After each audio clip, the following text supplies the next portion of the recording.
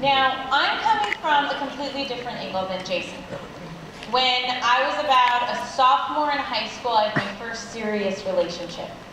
And after a while of dating, we thought we were in love and everything was great.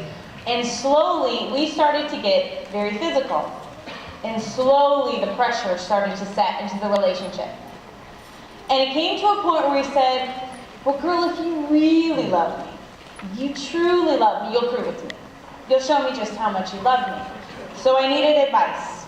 So I went to my girlfriends and I said, well, he kind of wants to do this with me and he wants to do that. And they said, well, if you aren't doing this with him, and if you aren't doing that with him, I mean, well, what's wrong with you? Everybody's doing it. You love him, right? And I thought, well, yeah, I love him. So at the age of 15, I lost my virginity thinking it was going to cause this huge, great emotional bond between us, and we'd be on cloud nine and so in love.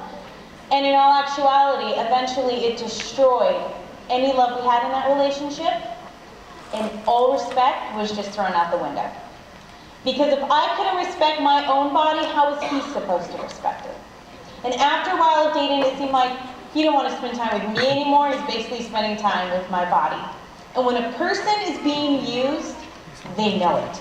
They know it in the depths of their heart. They may deny it, they may ignore it, but they know it, and I knew it. And after a while, we were constantly fighting. He was cheating on me, and we broke up and went our separate ways. Now, I will never forget the day when he walked away from me for the very last time. And as he walked away from me, all I could think about was that guy's taking something within that never belonged to him in the first place.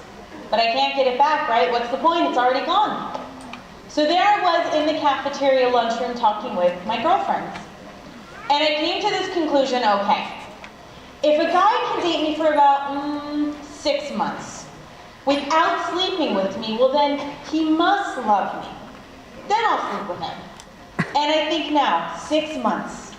6 months is the price that I put on my body. If he gives me just a little bit of that time and just a little bit of that attention, that's the definition of love. And I carried this mentality all through high school. He was the first guy that I slept with, but he wasn't the last, because sin will take you further than you ever wanted to go or ever expected to go. Now, after a while living this lifestyle, I got into the partying, I got into the drinking, I got into the clubbing, you name it, I was into it. And granted, at the time, yeah, it was a lot of fun. It was very attractive, and I know what that's like. But I also know what it's like to wake up the next day when that party's over, when your friends are gone, and when you're there by yourself. And I remember waking up thinking, I can't believe I did that last night. I hope I don't have to see his face in the hallway at school on Monday. What if he tells everybody what we did? All of these things constantly going through my head. But the night before, my friends would always say, no, it's all fun and games. Don't worry about it. You're doing the right thing. It's not a big deal. Well, the next day, the fun and games were over. They don't show that on TV.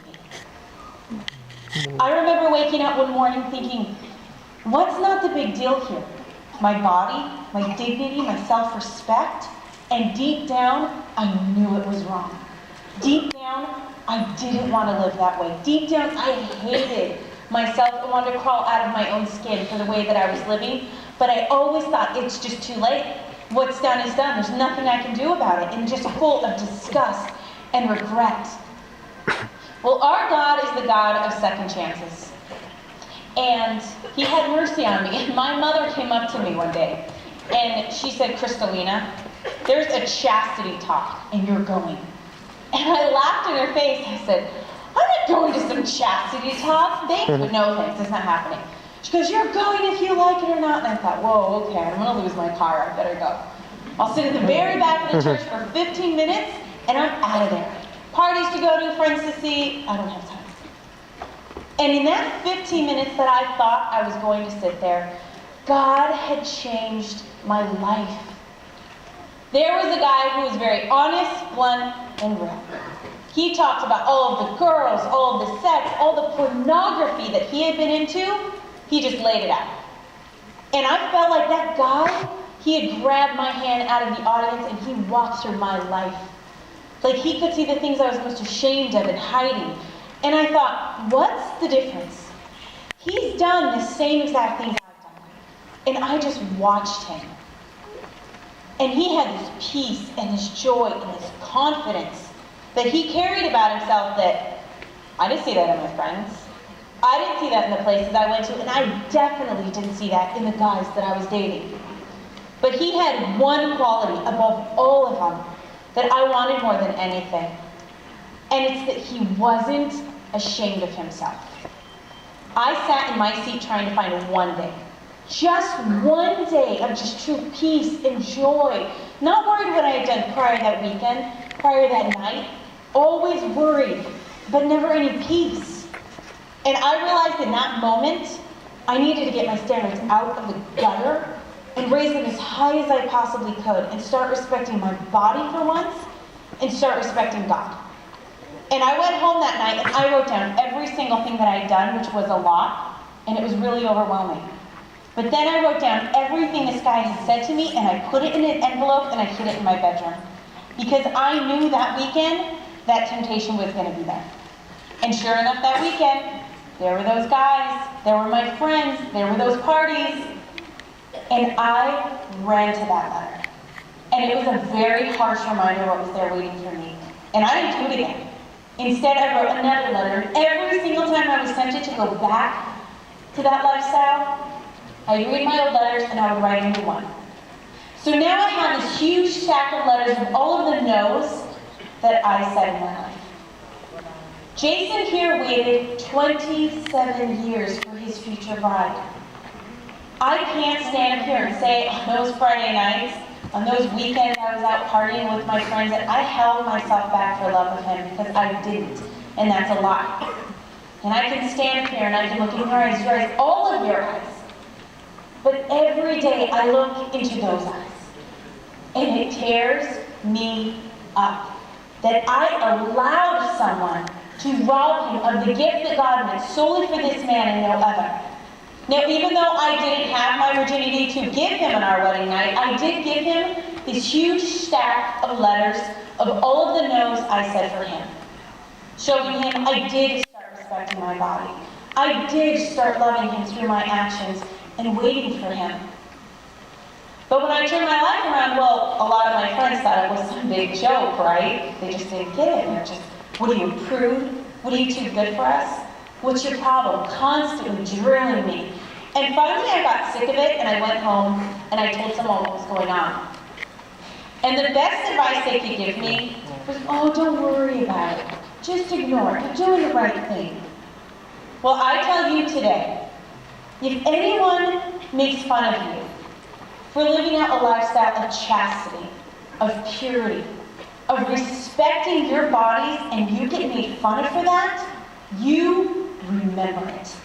You remember every single word they say to you. You go home, you make a book, you write it all down. Because when you stand on that altar in front of your bride, in front of your husband, you tell me, where is the laughter? Where is the mockery? Who will be making fun of you then? Nobody. There will be complete silence in that day, in that church, and any of those people would pay $1 million to be in your shoes. And when you stand there, you will say, I will honor you and I will cherish you all the days of my life. Well, today's the day of my life, and today's the day of your lives. So keep that in mind and take it to heart, because your lives go so much far and beyond what it is right now. For those of you in the audience that are virgins, I have the utmost respect for you. Don't ever be ashamed of that. But be proud of that, because I know plenty of people who would love to trade places with you. And I was one of them. And granted, I know you're not perfect. We all make mistakes in our own way. But don't be ashamed of what you have. For those of you in the audience that may not be virgins, that have made past mistakes, I don't care who you are, where you've been, or what you've done, or what situation you're in right now. Because it is never too late to start over. There was a girl who came up to me after one of our talks, and it turns out she had slept with 15 guys in the past 3 months. And you know the name that girl had for her. That girl, she is a slut. That's all she is. That's all she is. Right? That's it. And I asked her, I said, why are you doing this to yourself?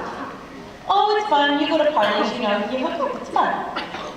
And I said, is it really fun? And for once, someone took this poor girl seriously. And she just looked at me with her eyes full of tears. And she said, you know what? It's not fun. The minute I walk into my home, there's nothing but hurt and hate. And just for the moment that those guys hold me, it feels like love. Even though I know it's not, at least I feel like somebody wants me. That girl is not a slut. She has a heart identical to yours and to mine. And ultimately, all that we want is love. So if it's too late for her to start over, it's too late for me to start over, it's never too late for anyone to start over. I don't care who you are, where you've been, what you've done. It doesn't matter. God's mercy. There's nothing bigger that God can't forgive. Now, the thing is, where do you go from here if you've had any past mistakes? Or for those that are living a single life, what do you do? How do you know if you're in a good or bad, or look for that relationship, right? Well, first, let's look at the relationship if you're in one right now. I wrote a booklet called To Womanhood, and so many girls were confused as to, well, I don't know if he's really good or bad, if our relationship is good or bad, and the thing is, we know in our hearts what's good, what's right. But when it comes to bad, we kind of toy with it and we make this big gray area. So I made it very clear, if you're in a bad relationship and your significant other has any of these, it's probably time to say bye-bye. You have to tell them more than once to stop. You have to tell them more than once to stop. You feel the need to fix them. They look at pornography, they hit you, push you, or do anything to frighten you. They get drunk and take drugs. They don't care if you lie to your family. They lead you away from God. They put you down and act like they're kidding. They cheat on you, they lie to you, they flirt with other people. They use guilt to get you to do what they want. They always resent the time that you spend with your friends and family. They behave badly and blame it on other people or things that happen to them. They're extremely controlling. They can't stand on their own 2 feet without you, and you can't stand on your own 2 feet and remain pure with them. These are not minor faults, but they can be signs to disastrous future marriage. A mother came up to me after one of our talks, and she said, Krystaline, please tell the young adults about me. She said, I dated someone, had almost every single one of those things. I thought our love was stronger. I thought he could change. I thought it would get better. We ended up getting married. 10 years later, we're in the nasty divorce, and we're fighting over our 3 children. She goes, and I knew in the beginning I should have walked away, and I didn't. She goes, tell them, listen to the warnings. They are there for a reason. And you deserve better. You should want better. And you shouldn't be with someone hoping they're going to change. Don't ever stay with someone in hopes they're going to become a different person. You should want to stay with that person because they're exactly who they are. And they make you want to be a better person. If you have to break up with someone and deep down you know it, I suggest get a breakup buddy. Get someone, a close friend that you know that cares about you and that has been telling you forever probably, you need to get out of this relationship. Get that friend and have them help you if you need to break up. Instead of calling that person, you call them. You want to text that person, you text them. You want to stalk them on Facebook? Get your friend with you. Pull you away. Do something. Have that person help you to go through that 2-week detox to just step away and know you deserve better. Because I know it's difficult. I know there's attachments, but there's also probably something wrong, and you deserve better than that. Right now, I want to speak to the singles in the audience. For those of you that are single right now, embrace that singleness. Don't be afraid of it. Don't always be wondering and thinking, I need to be in a relationship. I don't want to be alone on a Friday night. Or thinking when you start developing a friendship, thinking, is this person the one? Is this it? Maybe this is it. Maybe my soulmate. Maybe it's just me. You know, I remember going through that. You make yourself crazy, and then you start becoming obsessive about it.